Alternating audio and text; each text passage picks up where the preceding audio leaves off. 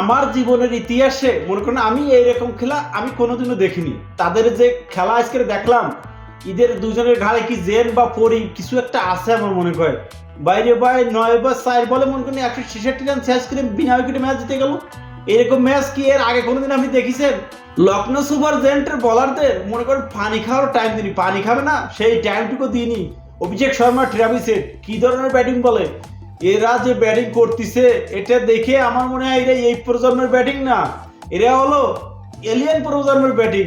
এদের সোর্স বসই আলাদা। মনে করেন ক্রিকেট খেলাটাকে এরা কি বানিয়ে ফেলেছে, মনে করেন একদম হাতের মনে করেন মোয়া বানিয়ে ফেলেছে আজকে লখনৌ সুপার জায়ান্টের বলারদের। আজকে যে কি পিটারিরা দেশে মনে করেন কারো 2 বার উপর বল করার টাইম দেয়নি, একজন মাত্র 2 বার উপর বল করছে, সে হলো ইয়াশ ঠাকুর। 2 বা 4 বলে রান দিছে কত 47 রান দিছে। ওরে বাপ রে বাপ, কি পিটারি করে সবাই মনে করেন একবারে 19 খাইছে, কেউ 2 বার 34 খাইছে, কেউ 2 বার 35 খাইছে, কেউ 2 বার 29 খাইছে। মনে করেন কাউকেই ছাড়িনি একদম। অভিষেক শর্মা, ট্রাভিস হেড আজকে খেলা দেখলাম কি হাইলাইটস দেখলাম তাও কিছু বুঝতে পারলাম না এটা কি খেলা নাকি হাইলাইটস নাকি লাইভ। মনে করেন ভাত খাইতে গেছি, ভাত খাইয়ে খেলা মাঝামাঝি রেখে ভাত খাইতে গেছি, এসে দেখি খেলা শেষ। অভিষেক শর্মা 27 বলে 75 রান করে অপরাজিত আছে, 8-4-এ 6 ছক্কার সাহায্যে। অন্যদিকে ট্রাভিস হেড 30 বলে 89 রান করে অপরাজিত আছে, ছক্কা 8-4। তো কি বলবো, মনে করেন যে এটা কি ধরনের ক্রিকেট খেলতেছে এবছর এই ট্রাভিস হেড আর অভিষেক শর্মা। প্রথমে ব্যাট করতে নামে লখনৌ সুপার জায়ান্ট মনে করেন যে রয় বয় কোনো কায়দায় 165 রান বোর্ডে তোলে, তাও একটা সময় মনে হচ্ছে হইবে না।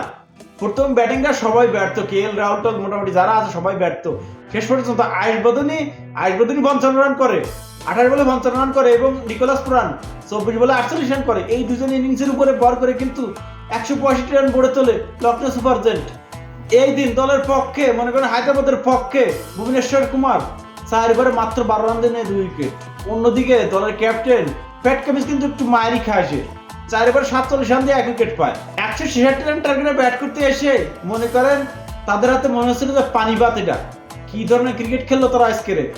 তারা মনে করেন যে ফুল মনে করেন ক্রিকেটের ইতিহাসে যত রেকর্ড ছিল সব ভেঙে সিরিজকে চুরমার করে দিল আজকে। বিনা উইকেটে 9 ওভার 4 বলে 166 রান করে ম্যাচ জিতে গেল হায়দ্রাবাদ। সেই সাথে তারা ম্যাচ জিতে মনে করেন চেন্নাইকে 3 থেকে 4-এ নামিয়ে দিয়ে এখন তারা আছে 3 নম্বরে। 12 ম্যাচে 7 জয় নিয়ে এখন তারা আছে পয়েন্ট টেবিলে 3 নম্বরে। তাই তাদের সেমিফাইনালটা প্রায় নিশ্চিত করে ফেলাইছে, কিন্তু তারা প্রায় নিশ্চিত করে ফেলাইছে। আজকে যে ম্যাচটা জিতা দিয়েছে মনে করো প্লাস পয়েন্ট আজকে হাই হাই হাই হাই ফুল হাই চলে যাবে আজকে। তাই এর পরের ম্যাচে চেন্নাই অবশ্যই জিতা লাগবে।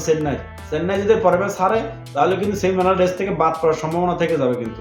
তাই সেমিফাইনালে এই হায়দ্রাবাদের বিরুদ্ধে যারা পড়বে মনে করেন তারা সাবধানে দায়িত্ব। এই হায়দ্রাবাদের খেলা দেখে হয়তো অন্যান্য দলগুলোর হাঁটু কাঁপতেছে তাদের এই খেলা দেখে। কি ধরনের ব্যাটিং বলে, মোটমাট এই মাত্র তিনজন হায়দ্রাবাদের, অভিষেক শর্মা, ট্রাভিস হেড আর হলো ক্লাসেন, এই 3 জনের থেকে বেঁচে থাকতে হবে।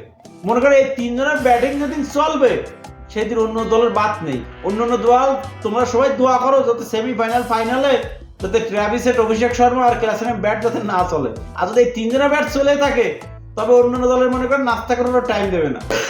অভিষেক শর্মা, ট্রাভিস হেডের ব্যাটিং দেখে মনে হচ্ছে এরা এই প্রজন্মের ক্রিকেটার না, এরা এলিয়ান প্রজন্মের ক্রিকেটার।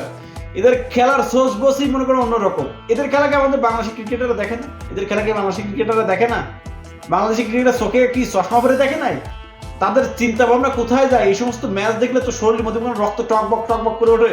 তাদের চিন্তা ভাবনা কোথায় যায়? তারা কি মনে হয় না যে আমরা এরকম একটা ম্যাচ খেলি, আমার চিন্তা ভাবনা পাল্টাই, আমরা ব্যাটেতে আউট হয়ে যাই, তারপর ইতিমধ্যে পিটাই। এরা তো আউট হয়ে যায়, কোনো ম্যাচে এরা আউট হয়ে যায়। এরা তো সব ম্যাচ ভালো খেলে না, কিন্তু যে ম্যাচ খেলে খেলার মতনই খেলে।